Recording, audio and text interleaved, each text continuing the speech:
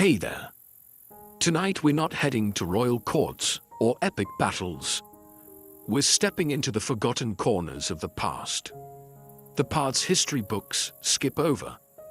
This is about medieval peasants. The ones who didn't wear crowns or ride into glory. They faced famine, disease, and bitter winters. They lived through hardship, one quiet day at a time. No titles, no triumphs. Just endurance. And a kind of resilience most of us can't imagine. If slow, soothing history helps you relax, feel free to like and subscribe. But only if it truly brings you peace. Drop a comment with where you're listening from and what time it is. So, lower the lights. Turn on a fan if that soft hum helps. Get comfortable. It's oddly comforting to know who else is out there, falling asleep to the same gentle story. And let's begin right where the map fades out. This village doesn't have a name, or if it did, no one remembers it. It sits in a shallow valley somewhere in the vague middle of nowhere. A soft crease in the land, just distant enough to avoid roads, records, or royal attention. You wouldn't find it on a map. If you had a map.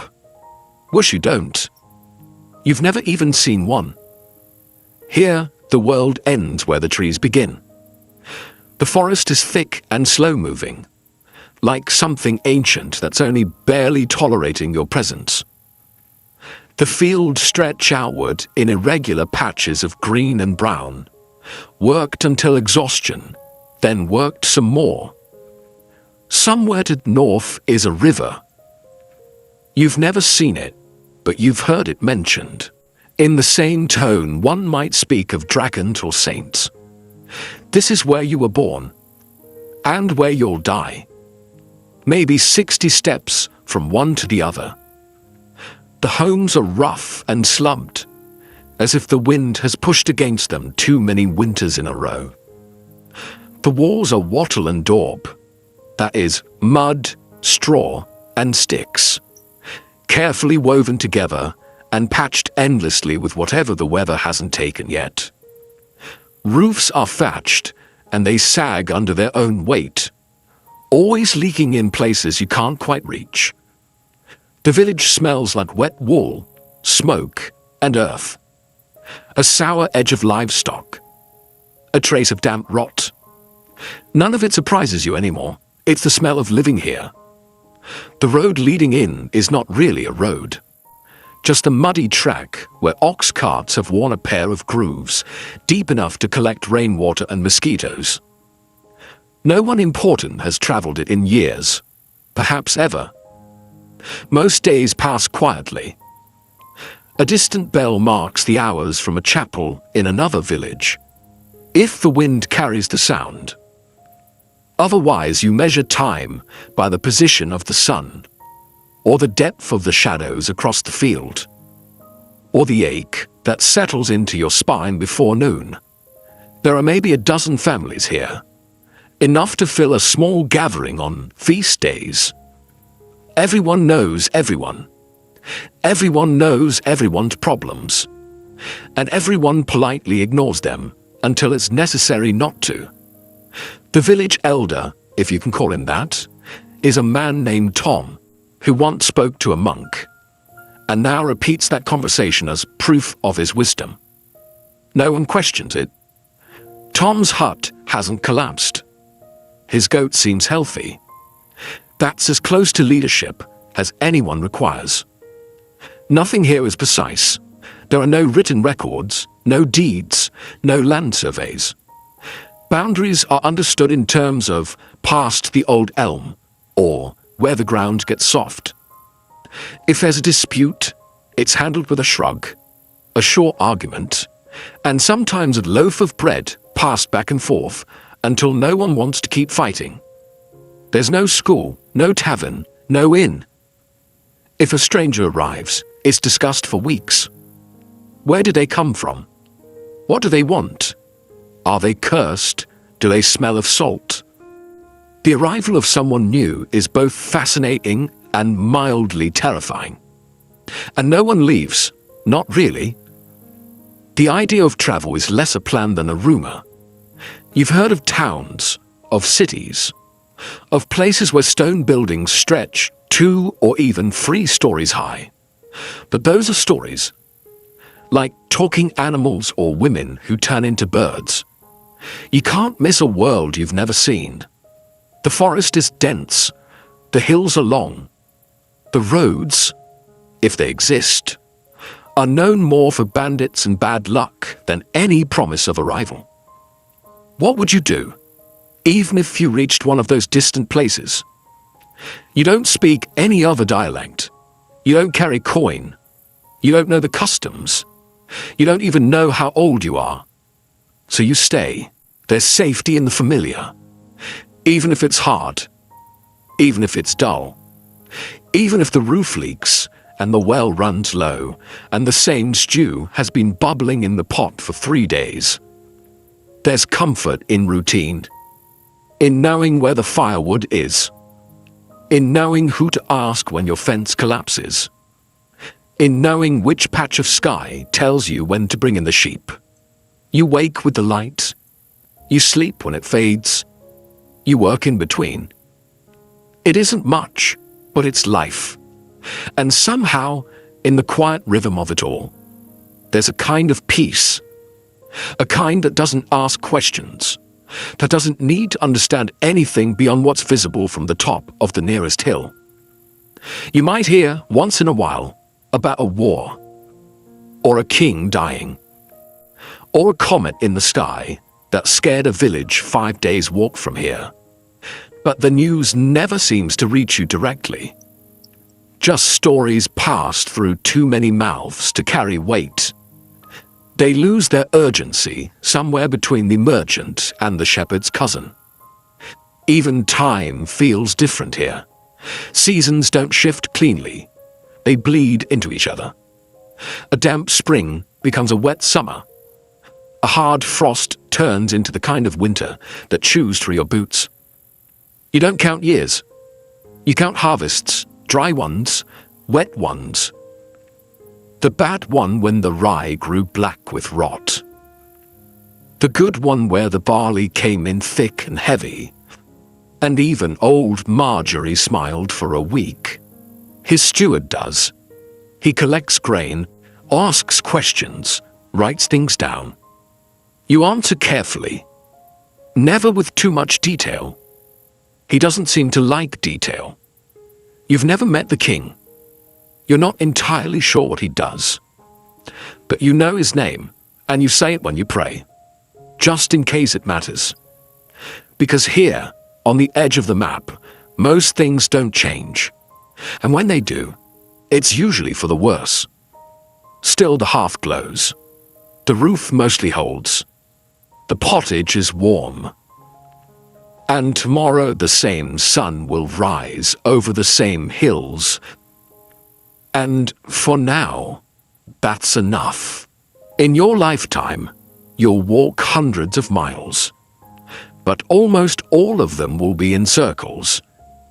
Most people in the medieval countryside never traveled more than a few miles from where they were born.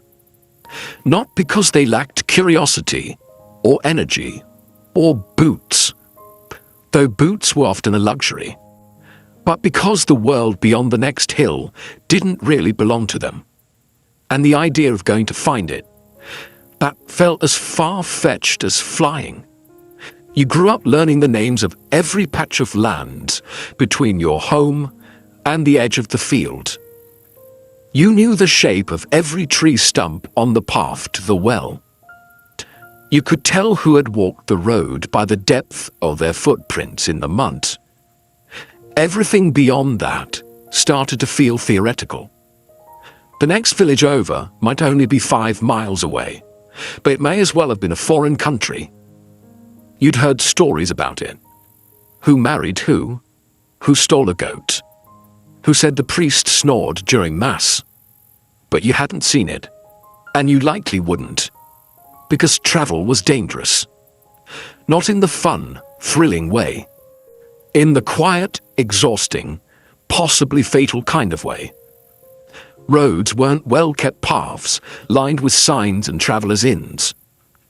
They were mostly muddy tracks through forests, fields, and long stretches of very empty, very silent land. No maps, no directions. Just vague advice like, go until you see the leaning pine tree, then left past the stone that looked like a sleeping pig. And on those paths, there were things to worry about. First, the forest. Medieval forests weren't parks. They weren't romantic. They were dense, dark, tangled with roots, and filled with noises you couldn't always identify.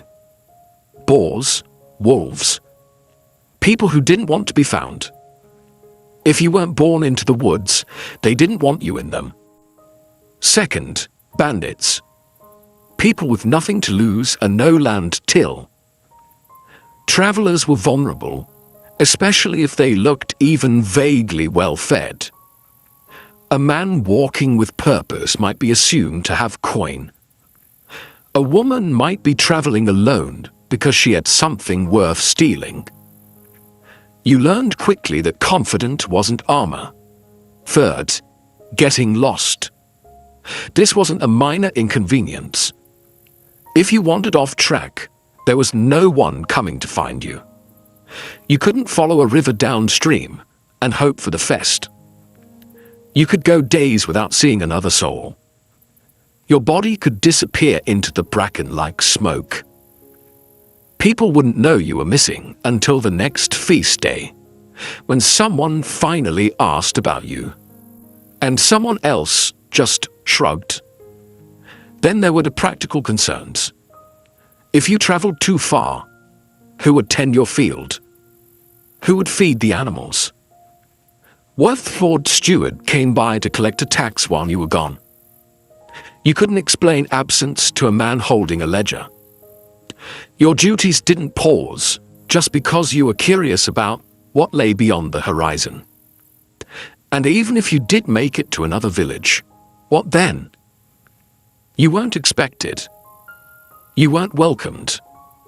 Outsiders brought problems, disease, crime, strange ideas. You spoke a slightly different dialect, used different phrases, maybe even held your spoon differently. You could be met with suspicion, or worse. Hospitality wasn't universal. Food was scarce, and beds were already full. The safest place was home. Not because it was particularly safe, but because it was familiar. You knew which part of the roof leaked, which chickens wandered too far, which neighbor might lend you a tour without asking too many questions. Out there, no one owed you anything. Still, people did travel sometimes. Not peasants usually, but merchants, monks, messengers. People with protection, or a purpose, or both. You might see them once or twice a year, coming through with carts full of wool or salted fish, trailing stories behind them like campfire smoke. They spoke of cities where buildings were made of stone, and shops sold spices, and people walked streets that didn't turn to soup every time it rained. It sounded impossible. You listened, but you didn't dream too hard. Because even if it were true, what would you do in a place like that? You couldn't read. You didn't own coin. You wouldn't know which customs were expected. The city could swallow you whole, and no one would even know your name. So you stayed. Not because you were afraid, though sometimes you were, but because you had things to tend, a fence to mend, a niece to watch over, a bit of barley to dry, and a dozen other tasks that all needed doing before the sun dipped below the tree line. And because, truthfully, you didn't need the world to be bigger than it was. The village was enough. It had gossip and conflict and weather and sickness and fleeting joys. It had the rhythm of bells and the turning of seasons and the quiet pride of surviving another day. Sometimes you dreamed of seeing what was beyond the woods. But most days, you just hoped the stew wouldn't burn while you fetched water. The village was enough. It had gossip and conflict and weather and sickness and fleeting joys. It had the rhythm of bells and the turning of seasons and the quiet pride of surviving another day. Sometimes you dreamed of seeing what was beyond the woods. But most days, you just hoped the stew wouldn't burn while you fetched water. Some people did leave, usually the desperate or the reckless. Sometimes the ambitious. A young man might set out in search of work, or adventure, or a cause worth dying for. He might come back with a limp, or a story or not at all. And when he didn't return, no one said much. Just shook their heads and said, "He went beyond the trees," as if that explained everything. Maybe it did. For those who stayed, life was small, but it was also known. You weren't lonely exactly. You shared your days with family, neighbors, animals, and the land itself. There was comfort in repetition. Comfort in the familiar complaints. You didn't need to see a distant city to understand the value of warmth, or taste cinnamon to know the joy of sweet bread, or cross a kingdom to feel love or sorrow or boredom or hope. And as the years wore on, and the aches settled deeper into your joints, and the children grew taller than the fence posts, the idea of travel faded, not with regret, but with understanding.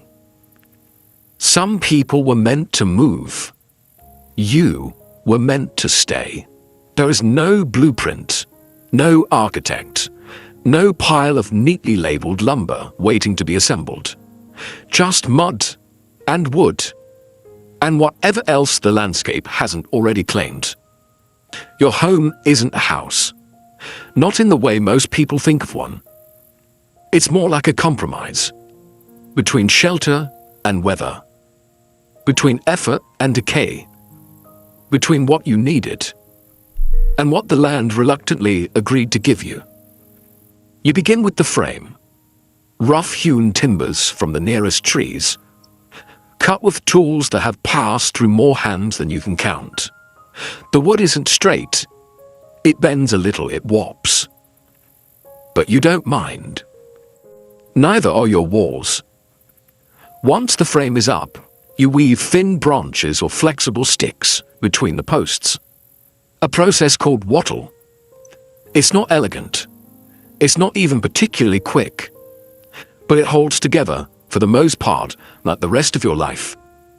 Then comes the daub, a mix of mud, straw, manure, and water. You slap it on by hand. You press it between the gaps. You smooth it just enough to keep the wind out and pretend it's deliberate. It dries slowly, cracking in the sun, occasionally falling off in clumps that need to be redone before winter. You get used to the smell. Eventually, you stop noticing it. The roof is thatch. Layers of dried straw packed tightly together and tied to the beams. When it's fresh, it's golden, almost pretty. Then the rains come. Then the birds come. Then time comes. The color fades. The edges fray. Holes appear where you never expected them, and you start placing buckets in places you hoped you'd never have to. You don't shingle it. You don't waterproof it. You just keep patching it until the whole thing threatens to become more patch than roof. At some point, you wonder if it might be easier to live under a cart. The floor is dirt. You tell yourself it's packed firm. And it is, sort of. Years of walking, sweeping, spilling, and stomping have turned it into something almost solid. But when it rains, it softens again. When it freezes, it cracks. When the goats come in for the night, It's anyone's guess what's actually underfoot. You might spread rushes or straw to cover it. It helps a little. But soon the straw gets damp, gets dirty, gets walked into dust. Then you sweep it out and start over. Or you don't. Eventually, the straw becomes the floor, and you accept it as part of the landscape. Windows? Technically. Openings in the wall anyway. Covered with wooden shutters that swing awkwardly and never quite close flush. Glass is too expensive, too rare, too fragile. So the wind comes in. The cold comes in. The sounds of the animals outside come in. And sometimes the animals themselves. There's a single door, usually hung a little crooked, because the frame shifted during the last frost. It latches with a hook or a wooden peg. Not for security, there's nothing to steal, but to keep the chickens from wandering out and the wind from wandering in. Inside, the layout is best described as shared. One room, maybe two, if someone managed to tack on a lean-to or a loft, but usually just one, where you sleep, eat, cook, mend, talk, argue and hope. Everyone lives here. Parents, children, a cousin or two, a grandparent, maybe a neighbor's child whose parent is sick, or gone, or both. There's a hearth in the center, built of stone if you're lucky, clay if you're not. The smoke rises through a hole in the roof. More or less, there's no chimney. The air inside is always smoky, always a little warm, a little damp, and always carrying the quiet scent of stew that's been reheated one too many times. Furniture is limited. A table, a bench, maybe a stool, a chest if someone in your family was unusually good at carving or very lucky in marriage. Beds are wooden frames stuffed with straw or feathers, often shared, usually squeaking. Blankets are wool. Heavy, rough, never quite dry. There's storage in the rafters. Garlic, onions, herbs, maybe a small ham if the pig was kind that year. You can smell the difference between early winter and late spring just by the air above your head. Sometimes it's comforting. Sometimes it's a reminder of how close you are to running out. Animals are part of the household, literally. The cow might sleep in the same room, off in the corner. Chickens too. A goat. It isn't ideal. It isn't sanitary. But it's warm. You learn to tune out the clucks and the shuffles and the occasional startled bleat in the middle of the night. They're part of the background noise, like wind in the thatch, or the slow settling creak of the walls. Nothing is level. The floor dips, the roof slants. The walls bulge slightly like the whole place is breathing in and out with the seasons. You fix what you can. You ignore what you can't. Every spring, you swear you'll repair the back wall. Every autumn, it's still leaning. It's not a house built to last. It's a house built to get through a next storm. And yet, for all its flaws, and there are many, it's home. You know where the cold comes in and how to block it with an old sack. You know which roof beam you can hang the pot from, and which one creaks when someone stands too close. You know how the light falls through the slats in the afternoon, and where the dog curls up to sleep. When strangers pass through, they see poverty. You see effort, reuse, resourcefulness. A roof that hasn't yet collapsed is a victory. A fire that still burns at dawn is a blessing. A dry corner is worth more than gold. And when you lie down at the end of the day, surrounded by snores and silence and smoke and straw, you feel a strange kind of comfort. Not pride exactly, but presence. This is your space. It bends. It leaks. It shifts in the wind. But it's held. And so have you.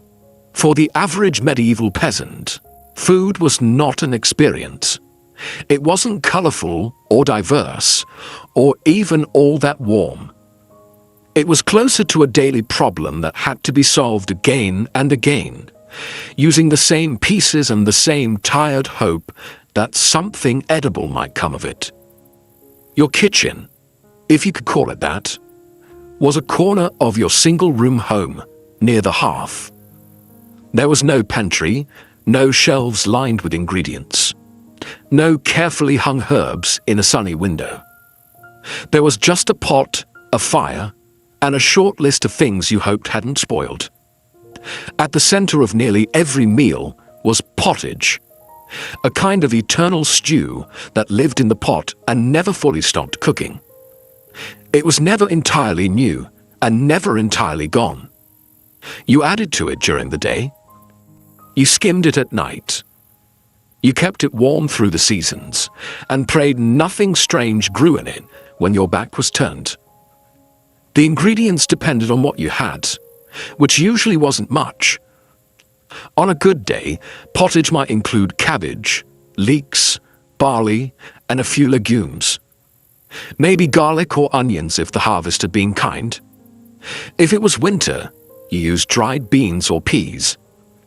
If you were especially lucky, a scrap of salted pork might get tossed in. More often, it was just a bone. Even that was valuable. You could boil a single bone for days, hoping it would remember what meat tasted like. The flavor profile was consistent, earthy, gray, more temperature than taste. You didn't eat pottage for the joy of it. You ate it because it was what you had. A warm meal at the end of the day was more than comfort. It was a small victory. The pot itself never really got clean. It was wiped down, sometimes scraped, but rarely scrubbed. The next batch always absorbed the ghosts of the last one. There was no spice to cover it, no vinegar to brighten it. Just a slow, dependable dullness.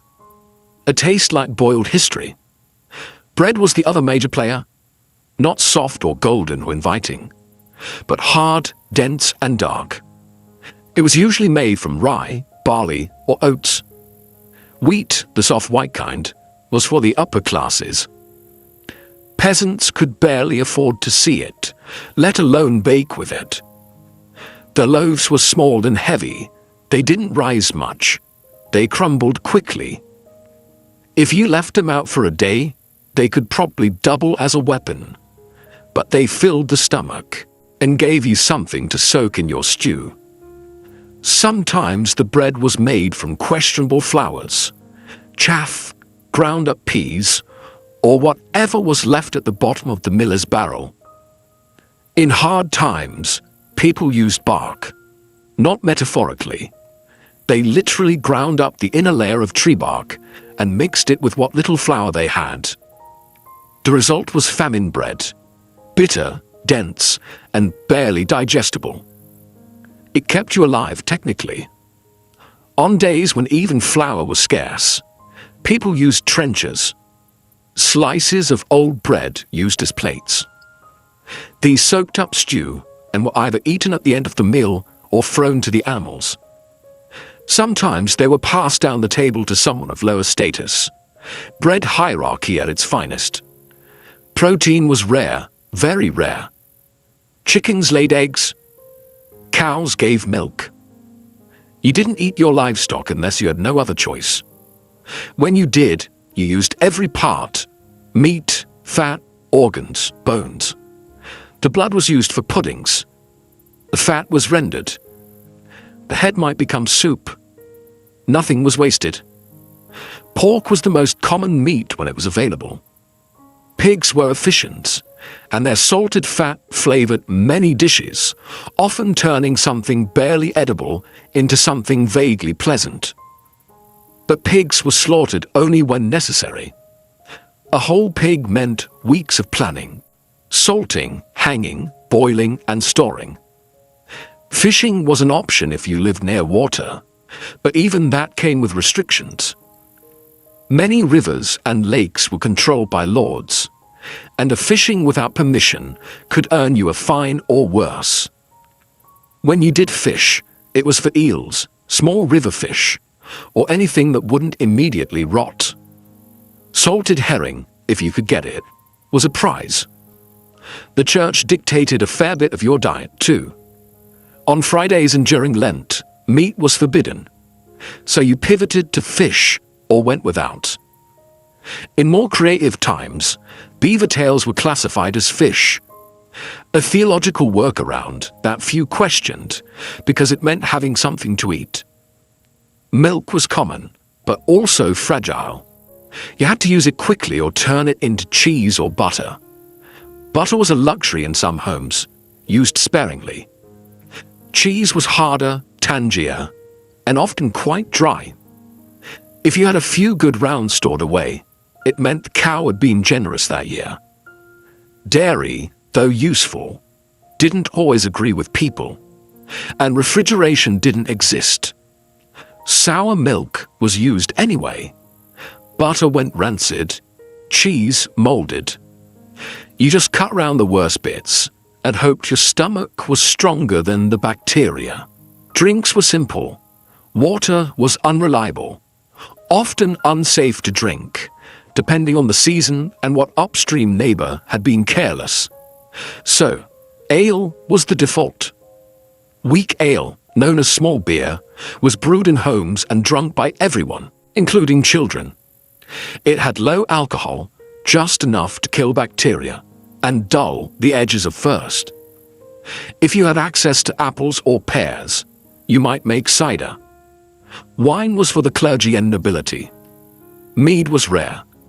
Milk was for the young and the sick. Otherwise, it was ale with breakfast, ale with lunch, and ale to help forget that tomorrow would taste exactly like today. Vegetables formed the bulk of your diet. Cabbage, onions, garlic, turnips, leeks.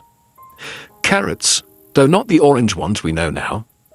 Medieval carrots were white or purple. Most were grown in small gardens, tended carefully, and eaten root to leaf. Nothing was wasted. The tops of turnips might be boiled into greens. The skins were composted or tossed into the fire. Fruit was seasonal. Apples, mostly. Maybe some berries or wild plums. If you dried them, they lasted through winter. Otherwise, they were eaten fast. Preserving was difficult. Sugar was nearly impossible to afford. Honey, if you had bees, was a treasured sweetener. Otherwise, your pottage stayed savory, in the loosest sense on a word. Herbs were grown when possible. Parsley, sage, dill, mint. They weren't used for flavor so much as medicine or tradition. Some herbs were thought to protect against illness. Others kept pests away. Occasionally, they even made things taste a little better. But that was a happy accident, not the goal. Meals were eaten together, on benches around the fire. There were no courses, no recipes, just a pot, a hunk of bread, and the hope that there would still be something left tomorrow. You didn't complain. Complaining didn't make the stew thicker. If you had a feast, a wedding, a harvest festival, a saint's day, you might roast a bird or bake a pie. Not the flaky, buttery kind. A medieval pie was more like a sealed box, made of hard dough to hold a meat filling. Often heavily spiced if spices were available, which they usually weren't. You might flavor it with pepper, ginger, or cinnamon, if someone had traded well. Most days weren't feast days. Most days were quiet. You scraped your bowl. You soaked your bread. You drank your ale. And you leaned back, full enough to get through the evening, if not exactly satisfied. There was comfort in repetition, in knowing what the pot would taste like, in knowing how much bread was left, in watching the same hands prepare the same meal by the same fire, as the wind whispered through the cracks in the wall, and the animals shifted in their sleep. The stew boiled, the bread cooled, and you once again had enough. If you're a medieval peasant, you didn't own much. You might have a patch of land, a few tools, a couple of animals, a crooked house you built with your own hands. But none of it, technically, was yours. It all belonged to the Lord, not a king, not someone mythical or distant, just your local landholder, the one who lived up the hill in a slightly less crooked house, with slightly better food, and a roof that probably didn't leak. He owned the land, which meant he owned everything on it, including, in a sense, you. You were what was called a villain. That's not an insult. It's a category. You worked the land, but you didn't own it. You were bound to it. You couldn't leave without permission. You couldn't pass on freely. You owed labor, goods, and deference. You weren't a slave, but you weren't exactly free either. Your relationship with the Lord wasn't built on conversation. It was built on obligation.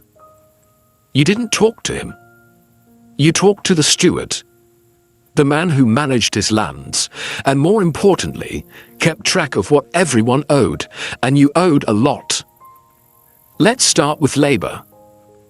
A few days a week, sometimes more during harvest. You were expected to work the Lord's field instead of your own. This was called corvée labor. You got nothing for it, no payment, no thanks. Just the knowledge that, somewhere in the manor house, someone ate because of what you did. You also owed taxes, and they came in many shapes. A portion of your grain, the share of your wool, a chicken here, some eggs there. If you brewed ale, you owed ale. If you had a pig, you owed bacon. If you managed to catch fish, guess who owned the river? The taxes didn't end with food. If you used the mill, you paid a fee, even though the mill was the only way to grind your grain. Even though the Lord owned the mill and set the price. You might be tempted to grind it by hand, but doing so was often illegal, punishable by fine or worse. Because the Lord didn't just want his share, he wanted control. Same with the oven. Many manors had a communal oven, one you paid to use. If you tried baking at home and the steward found out, there could be consequences. You learned to do things the official way, even if it took longer, cost more, and made less sense. And then there were the fees. Want to get married? Pay a fee. Want to inherit your father's plot? There's a fee. Want to move to another village? First, ask permission. Then, you guessed it, pay a fee. Your livestock. Taxed, your tools. Sometimes taxed. Your ability to breed without permission. Barely untaxed. And what did you get in return? Well, the Lord was supposed to protect you. In theory. If bandits attacked, or if a rival noble invaded, the Lord had men-at-arms who could fight. If famine struck, he might distribute grain from his stores, though rarely for free. And if you had a legal dispute, say, your neighbor's goat wandered into your garden and refused to leave, the Lord's court might settle it. Again, not for free. This was feudalism, a system of obligations and hierarchy, wrapped in the language of loyalty and protection. In practice, it was a system of ownership. The land was everything. Those who owned it ruled. Those who worked it obeyed. The manor itself stood apart from the village, sometimes literally on higher ground. It might be made of stone or timber, larger than any peasant home, with a roof thatch so thick no wind dared enter. Inside were tapestries, tables, servants, and the Lord, of course, wearing wool lined with fur, eating meals you couldn't imagine, and thinking very little about you. He might not know your name, but he knew your numbers. How much barley you owed this year. How many eggs you'd promised. whether your son had reached the age where he could be added to the labor rolls. Everything was recorded. Not by you couldn't read, but by the steward, the reeve, the bailiff. Men with wax tablets or bits of parchment who came around with questions you learned to answer carefully. And if you didn't meet your obligations, there were punishments. Fines, usually, more goods taken. Days added to your labor. In extreme cases, your tools could be confiscated, or your land reclaimed, or your house, your goats, your dignity, all of it gone. You didn't resist. Resistance wasn't rebellion. It was foolishness. But here's the strange part. The system worked. Not because it was fair, but because it was stable. It had rules, predictable if harsh.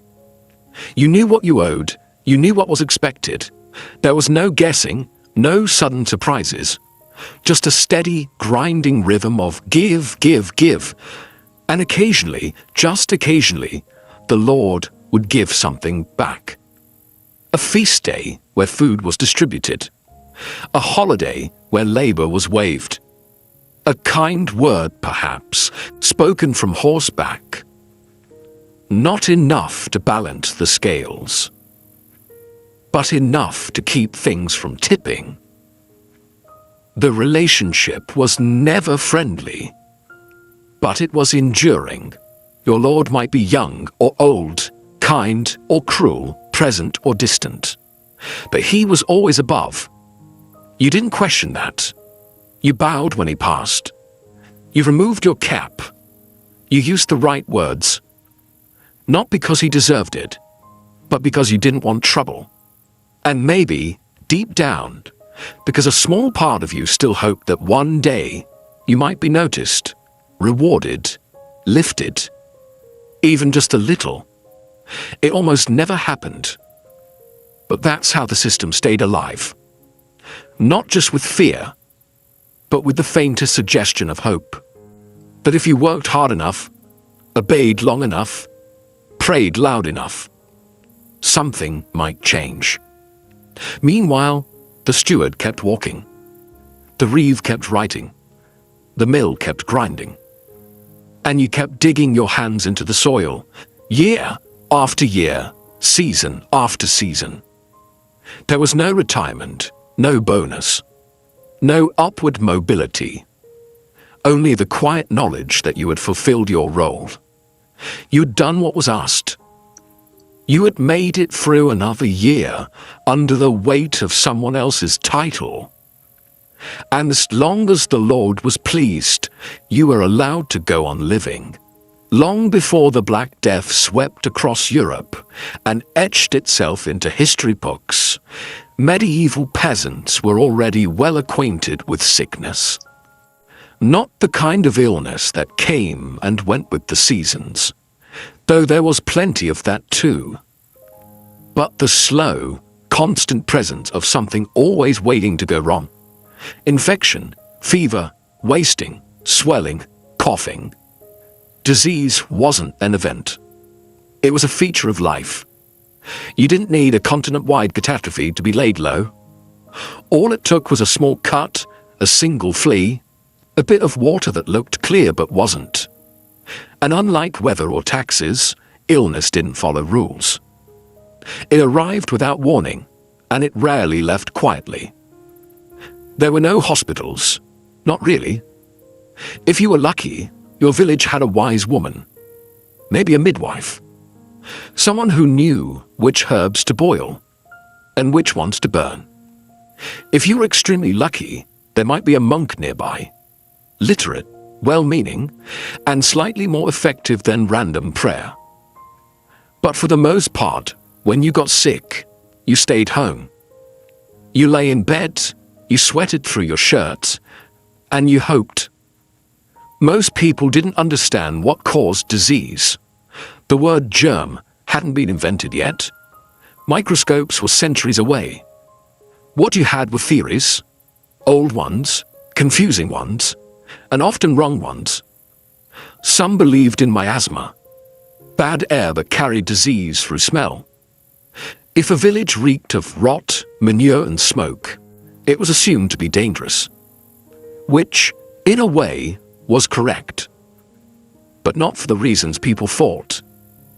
To combat the bad air, people stuffed herbs into their clothes, carried flowers in their sleeves, or walked around with vinegar-soaked rags pressed to their faces. Not pleasant, not helpful, but deeply believed. Others blamed divine punishment. Illness came from sin, from impure thoughts, disobedient acts, or general moral decay. If your child fell ill, it was a test. If your crops failed and then your body failed, it was probably your fault. Or your neighbors, or both. There were local traditions too. Some thought illness came from the evil eye, a glare from someone jealous or angry. Others blamed moon phases, animal spirits, or grumpy saints. One particularly popular explanation was that sickness entered the body through the soles of the feet. The solution? Boil them. And if that didn't work, burn something nearby. Possibly your mattress. The cures were as strange as the causes. If you had a fever, you might be bled. A local man would arrive with a blade, a bowl, and more confident training. Sometimes leeches were used, sometimes sharp stones. The idea was to balance your humors: blood, phlegm, yellow bile, and black bile. If they were out of sync, so were you. No one ever saw these humors, of course, but they were blamed for nearly everything. For swelling, there were poultices, smears of mashed herbs, mud, or even bread, wrapped in cloth and tied to the body. Some worked, most didn't. A few made things worse. But the important thing was that something was being done. If your stomach ached, you might chew on charcoal. If you coughed blood, you might drink wine mixed with crushed pearls. If your eyes blurred, someone might whisper a prayer while blowing smoke over your head. If your leg turned black, you were probably out of options.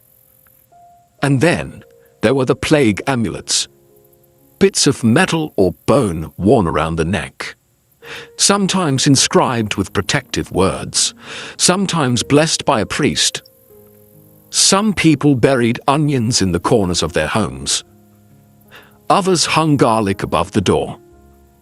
One popular remedy was to tie a live chicken to the infected area and hope the illness transferred to the bird.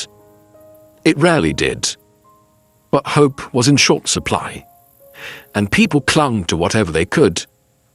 Sickness was isolating, but not in the way we think of now.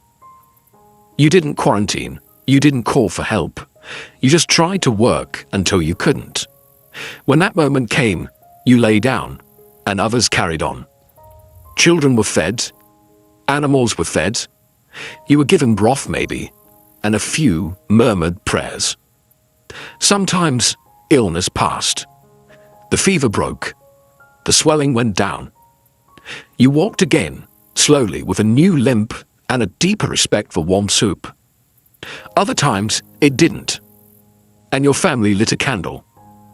Plague, in the broader sense, wasn't always the dramatic kind that left bodies in carts. More often, it was a slow infection. Skin turning dark, limbs swelling, a cough deep enough to rattle the walls. Smallpox, leprosy, dysentery.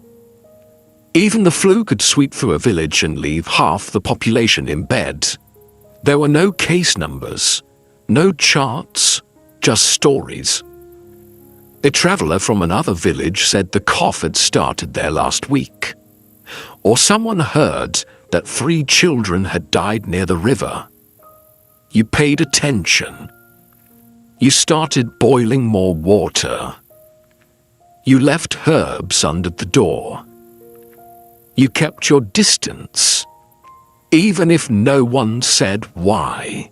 Death was not always feared, but it was recognized. People knew when it was near. They knew the signs. Breathing that slowed. skin that cooled, eyes that turned dull. They were prayers for the dying, soft ones, whispered by firelight.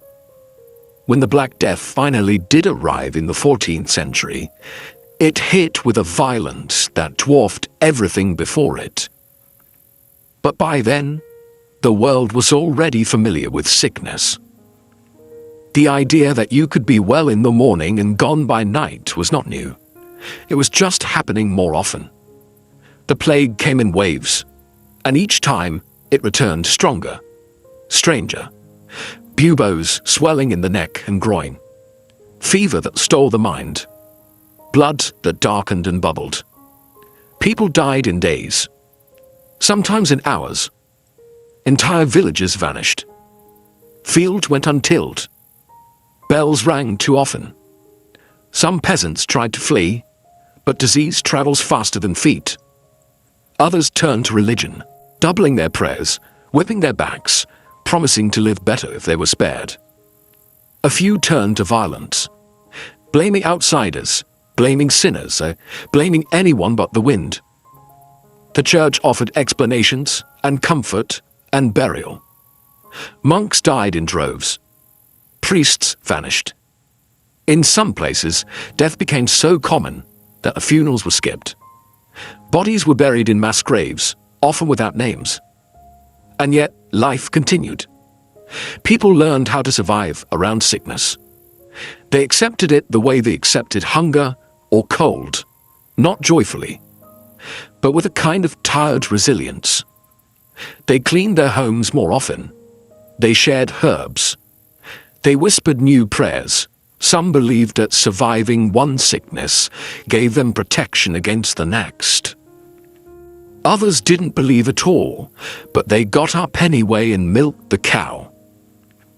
Children grew up learning which plants to avoid, which ones to chew, and which ones to boil until they stopped smelling like feet.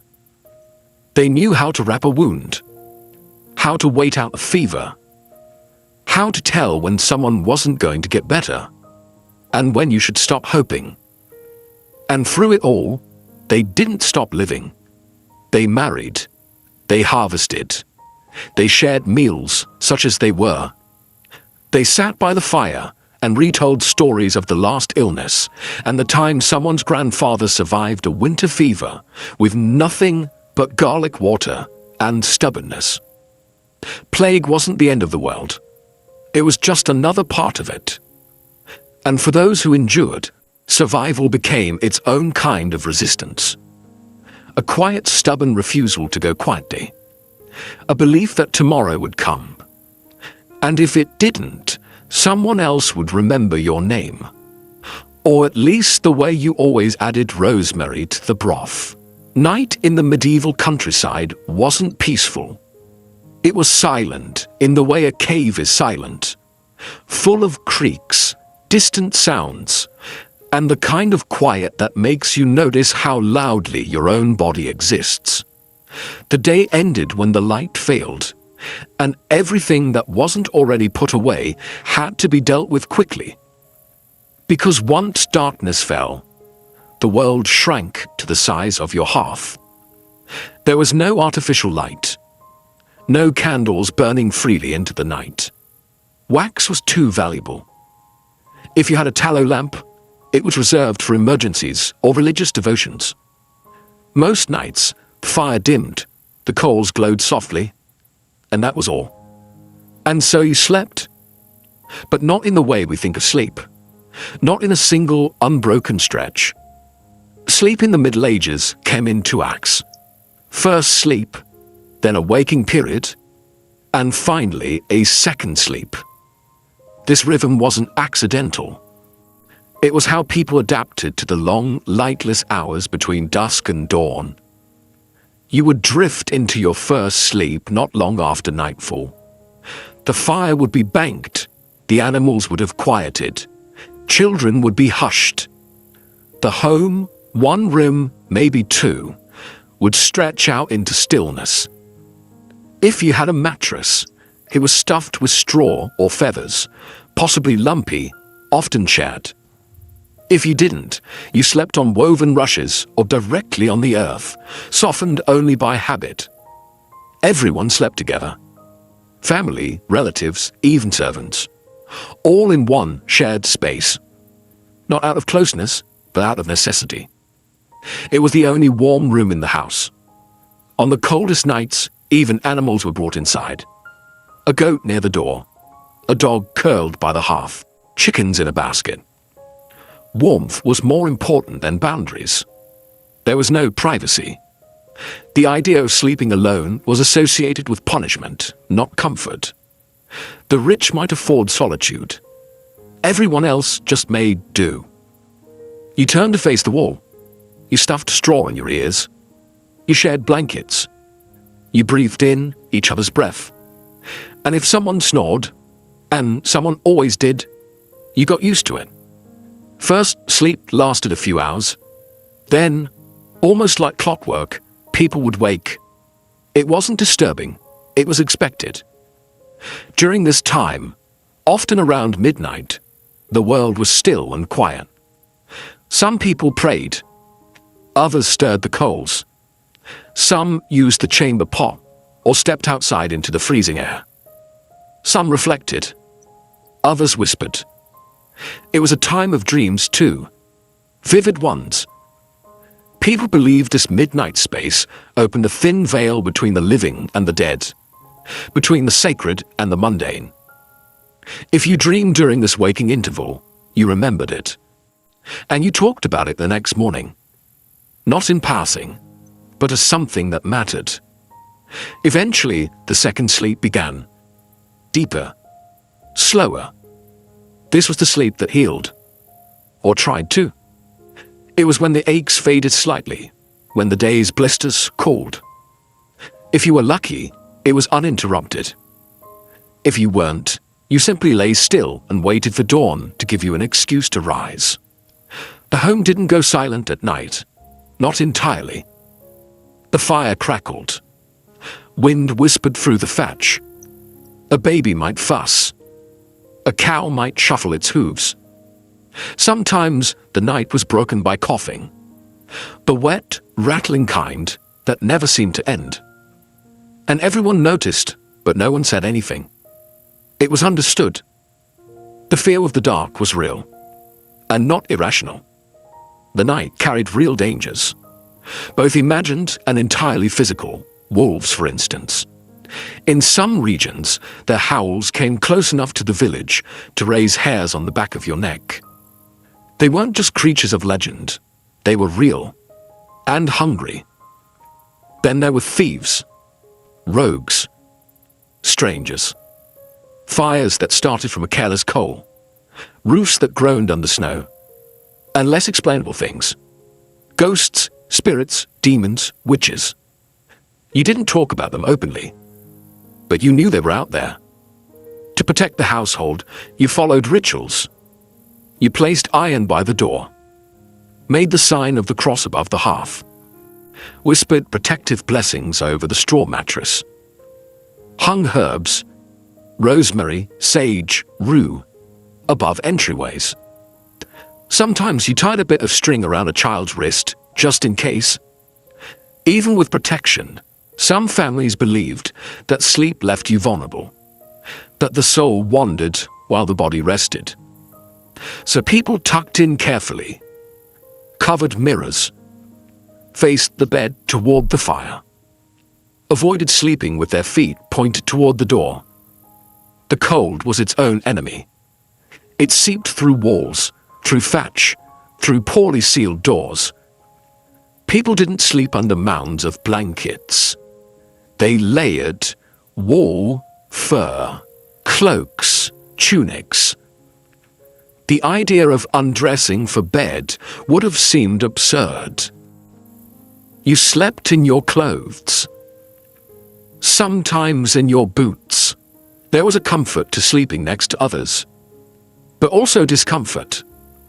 Someone always shifted. Someone always murmured. There were elbows, knees, the occasional surprise from the family dog. But this was normal. You didn't expect silence. You expected closeness. And in that closeness, you found a strange kind of security. You heard your father breathe, your child twitch, your grandmother mutter a prayer in her sleep. It wasn't peaceful, but it was human. It was shared. When you dreamed, your dreams mattered. A field of wheat might mean prosperity.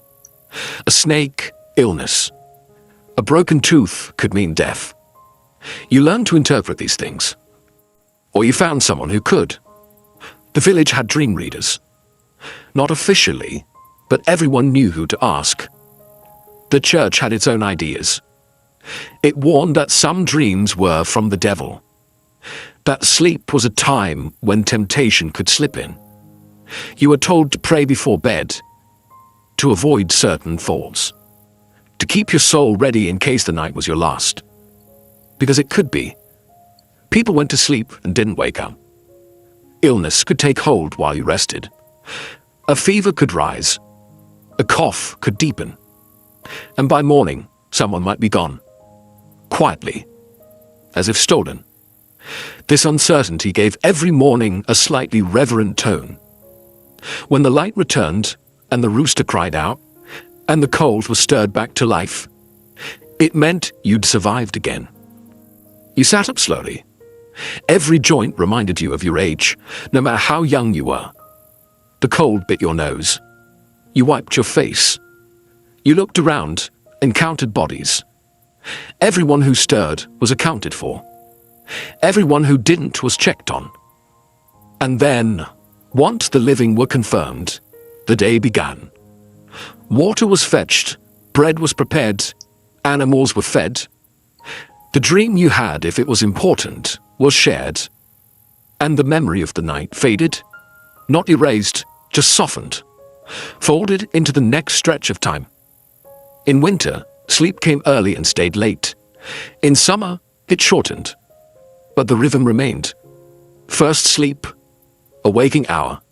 Second sleep, a world without clocks, but not without routine. And for all its discomfort, there was something grounding in that rhythm. Something honest.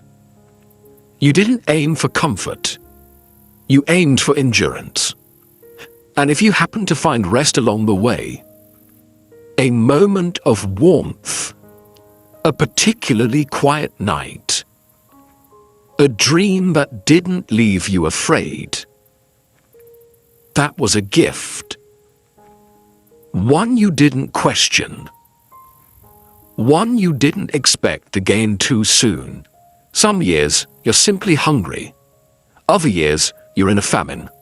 It's not the same. Hunger is manageable. It has rules. You stretch food. You ration. You hope. But famine breaks the rules. It's when the fields fail, the root cellar is bare.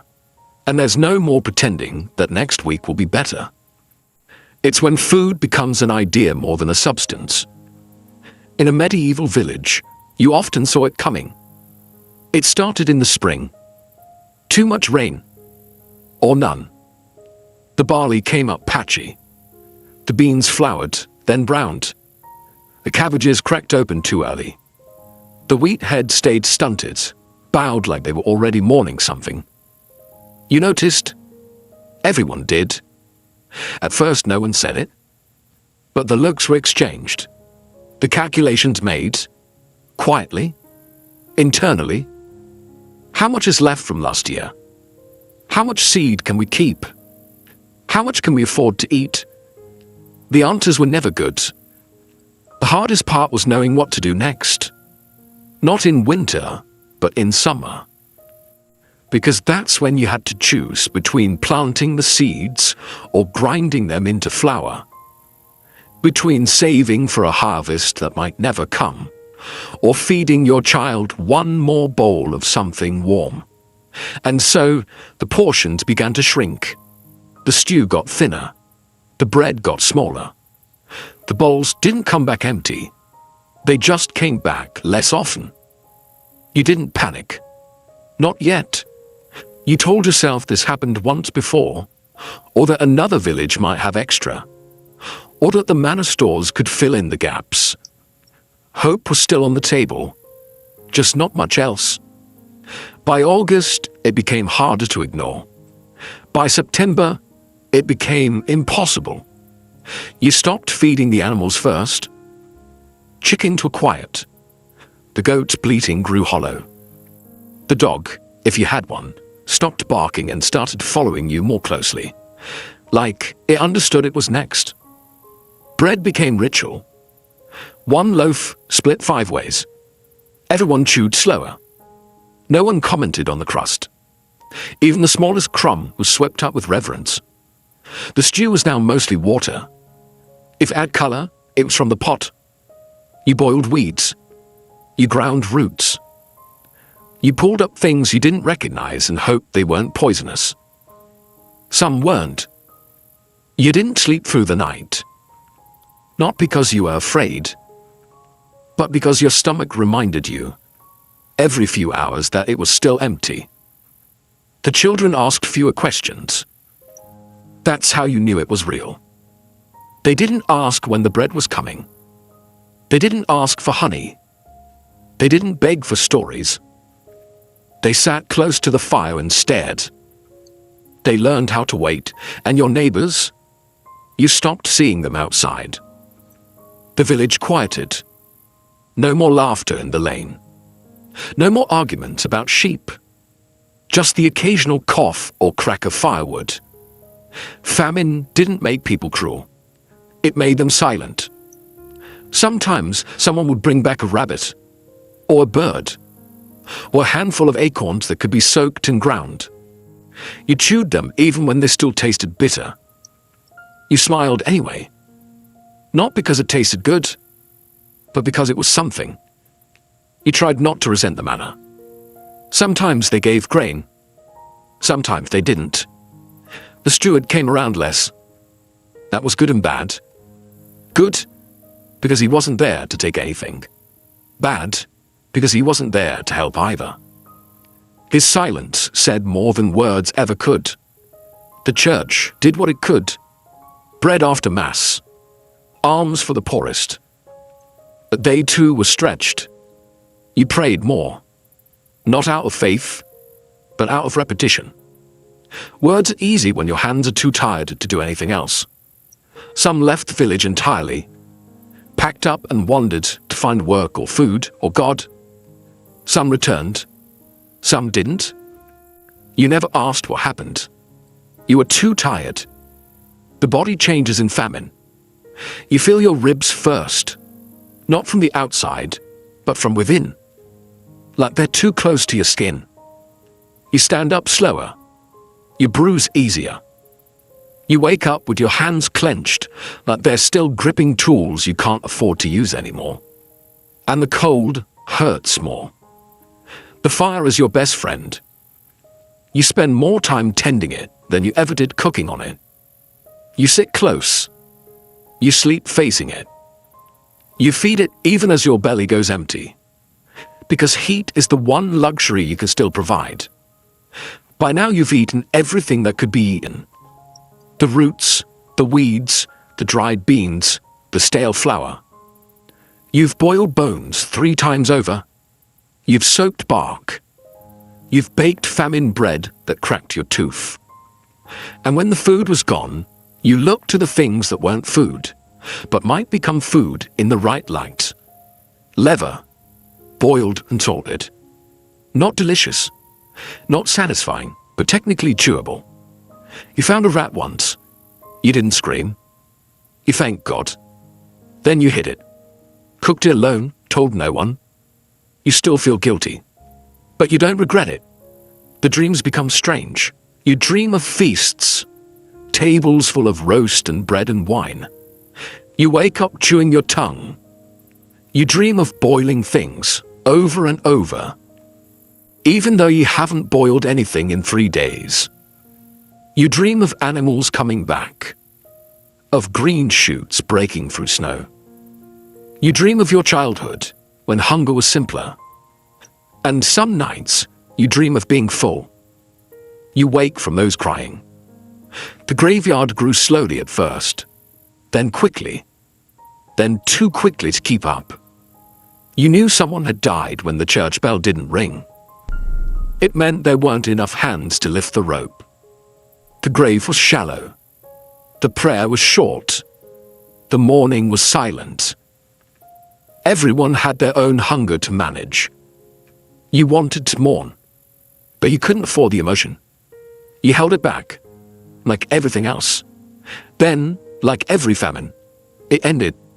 Not suddenly, but steadily. Rain came and it stayed. The ground softened. Seeds germinated. Plants reached up, weak but real. You had enough energy to hope again. You saved the first harvest for others. Children first, elders next. You took the smallest bowl. You smiled as you passed it. And when the first good loaf came out of the oven, cracked on top, dark on the bottom, you stared at it before you ate. You remembered every day you went without, every trick you used, every lie you told to spare someone else. You ate slowly. And this time, it filled you. By the time you could walk, the church had already marked you. It had taken your name at baptism, blessed your breath with Latin you'd never understand, and stitched your soul into a system that extended far beyond your village. You belonged to the church not because you chose to, but because there wasn't another option. In the quiet corners of your life, those dim early mornings before the fire had caught, those wet nights when the wind howled through the shutters, you felt its presence like gravity. It didn't just exist beside your life. It organized it, judged it, taxed it, forgave it, and defined what came after it. The church wasn't a place you visited. It was the air around you, the road beneath your feet, the rhythm of your year. It was the voice that murmured over your grave, and the one that whispered about it decades before you got there. The village priest, often the only person who could read, was not just your confessor. He was also your calendar, your counselor, and the nearest thing to an oracle you had. He held the mysteries of the sky and the stories of the saints, and knew why a pig might die or a storm might come. He walked through the village like a man carrying both blessing and threat in his robes. You brought your sins to him in whispers, hoping he wouldn't look disappointed. You tried not to think about what he knew. You saw him at birth, marriage, and death, free of the only guaranteed ceremonies of a peasant's life. And in between, he spoke for a God you feared more than you loved, because love, you were told, required obedience. Latin was the language of the Mass, and it might as well have been a spell. You stood in the church beside your family, feet numb from cold, listening to words that never belonged to you. You didn't know what the priest said as he lifted the bread, but you believed, or tried to, that something invisible had happened. That the bread wasn't bread, that the wine wasn't wine, that the murmuring of words and gestures could move the divine. You didn't speak the words, but they moved through you anyway. You mouthed along where you could. You crossed yourself when the others did. You learned the rhythm of holiness like someone learns the path to a well, without understanding every step, only that you needed it. The church told you when to fast and when to feast. It carved a year into sacred pieces. Lent, Advent, Epiphany, All Saints. You didn't say March or April. You said after Easter or near St. Michael's. It told you what you could eat, when you could eat it, and how guilty you should feel about enjoying it. 40 days without meat before Easter, followed by a feast so rich it made you dizzy. Friday fish, even if you lived nowhere near water. Almond milk for the wealthy. Turnips and cold broth for everyone else. On saint days, You shared what you could. On fast days, you imagined what you couldn't. But even when your bowl was empty, your plate was full of rules. Your calendar wasn't just for prayer, it was also for payment. The church collected 1/10 of your yield, no matter the season.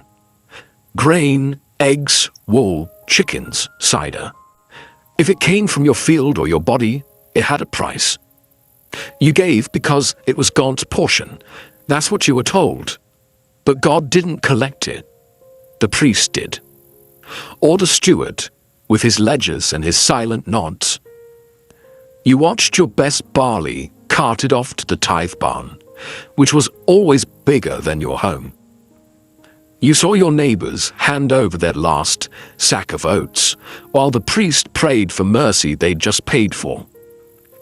And when the harvest failed, when the rains came too late, or the frost too early, the demand didn't change. You owed what you owed. Sometimes they let you pay in candles or labor. Sometimes they didn't. Sometimes the debt grew so heavy, it bent your back even when you stood upright. But the church didn't just take. It gave too, though not always in the way you wanted. It gave stories. It gave structure. It gave reasons. When your cow died without cause, the priest told you which saint to pray to. When your child fell ill, he told you it might be a test or a punishment, or the devil slipping in through a crack in your belief. He offered blessings and sacraments, told you to light a candle or visit a shrine. Sometimes he gave you a scrap of relic, an old bone, a tooth, a ribbon soaked in some forgotten martyr's blood. You held it like treasure. Sometimes it worked. Sometimes it didn't. But even when it didn't, it was better for nothing. There were saints for everything. Saint Apollonia for teeth, Saint Isidore for ploughing, Saint Sebastian for plague. You didn't know where they were buried or when they lived. You only knew their names and what they could fix. Their stories were half memory, half magic, told in flickering firelight by people who weren't sure where truth ended and legend began. You called on them when you had nothing else. You whispered their names as you stirred the pot or knelt in the field. You made deals with them, promised bread or fasting, or a pilgrimage if only they'd help you this once. Sometimes they did, or seemed to, and that was enough to ask again. Pilgrimage was a holy journey, but also a way to leave. For a few days, you stepped outside the same 5 miles you'd lived your entire life. You walked roads you didn't know, toward shrines you'd only heard of. You carried your prayers with you, strapped to your back, clutched in your hands. You slept under hedges or in the corners of barns. You arrived footsore and raw, stood before a bone or a statue, and hoped something would shift inside you. Sometimes it did. You returned not healed, but changed, or at least tired enough to believe you had been. Even death was a ritual choreographed by the church. When you felt it near, you sent for the priest. He came with oil and words. He touched your forehead, prayed over your body, tried to ease your soul into what came next. Your family gathered. The candles were lit. The bell might ring, if someone had the strength. You were buried on sacred ground, beside others who had walked the same path. And then came the masses. Your family lit more candles, paid for prayers, hoped the priest remembered your name in his chants. Because even in death, there were depths. The church taught that your soul might not go straight to heaven. It might linger in purgatory, a shadowed hallway between suffering and salvation. You could wait there for years, or centuries, or longer, unless someone helped, unless someone prayed, paid, lit enough candles, said your name often enough to pull you through. And so your family paid what they could. The poor gave bread, the rich gave land. All to short on a stay in a place no one had seen, but everyone feared. Because fear, too, was part of the church's gift. The church explained the world when no one else could. It told you why the rains failed, why your child didn't wake, why illness took the young and spared the cruel. It told you that suffering had purpose, that obedience had reward. It gave you structure in the middle of chaos, and that structure, even when it burdened you, gave you peace. Not comfort, always, but peace. You never questioned the church's power. Not seriously, not out loud. You might grumble about the tithe or curse when the priest looked the other way, but you never stopped showing up. You didn't stop kneeling. You didn't stop crossing yourself when the bell rang. Because if the church wasn't right, then the world had no shape at all. And a world with no shape was a terrifying thing. Even when the priest drank too much, even when the bishop demanded too many taxes, even when the indulgent seller passed through town with a cart full of promises and a purse full of coins, you still believed, or you acted like you did, which, in the end, was mostly the same. Because belief was less about what you thought than what you did. You didn't understand the Latin, but you understood the structure. You stayed inside it because it was the only way forward. And when you died, you hoped the bells would ring, and the candles would burn, and your name would be said often enough to matter. You hoped the saints still listened. You hoped your sins had been counted and forgiven in equal measure. You hoped the church, in all its weight and mystery and dust and gold, would carry you the rest of the way. You might think that after everything they endured, after the famines and plagues, after the tithes and taxes, and the heavy boot of the manor's authority, peasants would have risen up more often, that the weight of centuries of suffering would have built up until it cracked the walls of their villages, until one cold morning the frost would thaw, and something inside them would snap. You might think they would have gathered in fields and marketplaces, tools in hand and fire in their hearts, shouting that they would kneel no longer. But they didn't. Not often, not for long, and never all at once. There were revolts, yes, the Peasants' Revolt in England in 1381, the Jacquerie in France a few decades earlier. Small uprisings scattered across Europe like stones thrown into a still pond. Angry voices in places where the lords had taken too much, pushed too hard, taxed one coin too many. Sometimes the spark caught. A tax collector's house burned. A steward run out of town. A banner lifted. But those fires burned fast and were snuffed out even faster. They ended in executions, in gallows built in village squares, in silence heavier than the one that came before. The world didn't change. The grain still had to be sown. To understand why peasants didn't revolt more, you have to stop thinking of them as naive or cowardly. They weren't. They were survivors. Not of single tragedies, but of unbroken hardship, sustained year after year. They lived in a world of low ceilings, where hope was something rationed like grain. They didn't lack courage, they lacked margin. In a life where every day was spent just trying to keep the roof patched and the soup warm, there was no space left for rebellion. You could plan a revolt, or you could dig potatoes. You couldn't do both. The truth was, the system worked. Not because it was just all kind or efficient, but because it was ancient. It had sunk its root into the habits of generations. It didn't need to be explained. It simply was. You owed labor. You owed grain.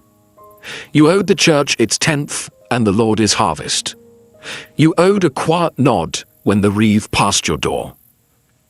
You were born into that owing, and unless you're exceptionally lucky, you died in it too. But by staying within those bounds, you could survive. Barely, yes, but you could. The cost of stepping outside those rules was too high. The manor had soldiers, the church had excommunication. The king had no idea you existed, but he had laws that still bound you like rope. The penalty for defiance wasn't always death. Sometimes it was worse. Banishment, starvation. Your family left to carry the debt you tried to escape. Everyone had heard a story. A father taken. A mother whipped. A cousin who disappeared after refusing to pay. The stories were passed down not to stir rebellion, but to prevent it. Besides, rebellion often didn't feel like an option, because the people you lived beside were not strangers.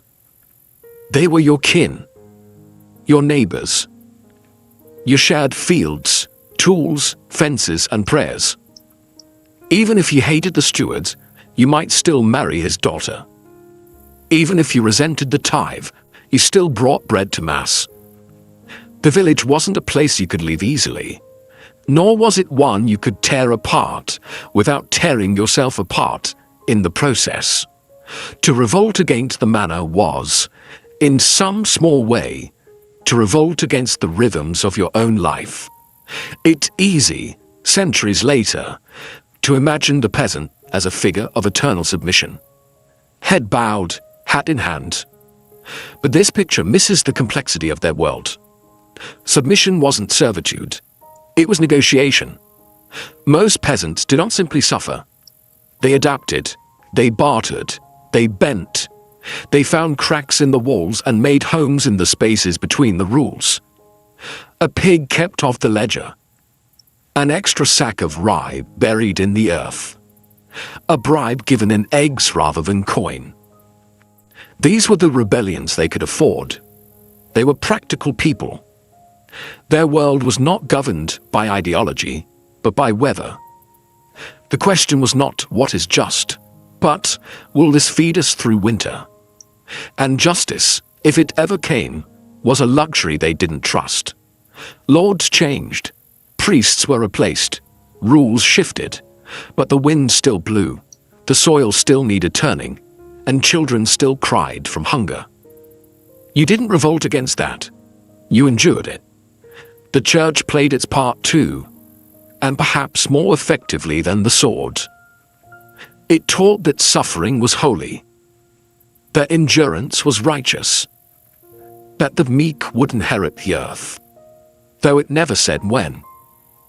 You were taught that your trials were not punishment, but purification, that your obedience would be rewarded not in this life, but in the next. And if the promise of heaven wasn't enough, the threat of hell filled in the rest. Fire, torment, gnashing of teeth, all waiting for the proud, the rebellious, the ones who said no. And yet, the peasants were not passive. Their resistance was just quieter. They gossiped about the steward. They sang rude songs about the Lord's habits. They laughed when the priest stumbled on a sermon. They told stories at night of better days and better men. They found dignity in the smallest acts. A shared crust, a well-timed silence, a field tended just a little differently than the rulebook said. Their rebellion was in the way they survived, despite it all. Not because they accepted the system, but because they made it bend just enough to let them breathe. Sometimes, of course, things changed. A lord died and his son was kinder. A new bishop forgave debts. A terrible storm reminded the powerful that even they were mortal. But those changes came from above. The peasant's job was to wait to endure, to hand down what little they had, and to teach their children to be quiet when they had to be, and brave when they could be. And there were dreams. Of course there were. You might not have called it revolution, but you thought about a different life. You dreamed of a day when your child wouldn't have to carry the same burdens, when no one would knock on your door with a list of dues, when your back wouldn't ache before 30, when you could sleep without worrying about wolves or soldiers or winter. Those dreams kept you going, but they lived beside reality. You didn't expect them to come true. You just needed them to stay alive. What's perhaps most astonishing is not that peasants revolted so rarely, but that they managed to keep their culture, their faith, their families intact, despite the weight of the system pressing down on them. They kept songs alive that no one wrote down. They passed stories from one half to the next. They remembered which plants healed and which ones didn't. They taught one another how to pray, how to birth children, how to bury the dead. They created a continuity that outlasted kings and crusades. And they did it not with banners or battles, but with persistence. Persistence was their rebellion. When the manna demanded too much, they survived anyway. When the church taxed their sins, they still lit candles. When the world turned against them, they huddled close and waited for spring. The fields may have belonged to someone else, but the soil still remembered their hands. Revolution didn't live in them the way it would in later centuries, in the speeches of radicals or the slogans of crowds. But there was a different kind of strength in the way they endured. To live a life of hardship without letting it harden you completely was its own kind of defiance. To kneel, not because you were weak, but because you knew you could rise again tomorrow. That, too, was a form of resistance. And so they endured, quietly, without monuments or songs written in their names.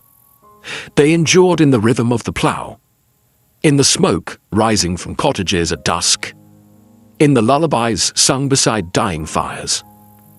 They endured in stories whispered to children who would grow up and tell them again.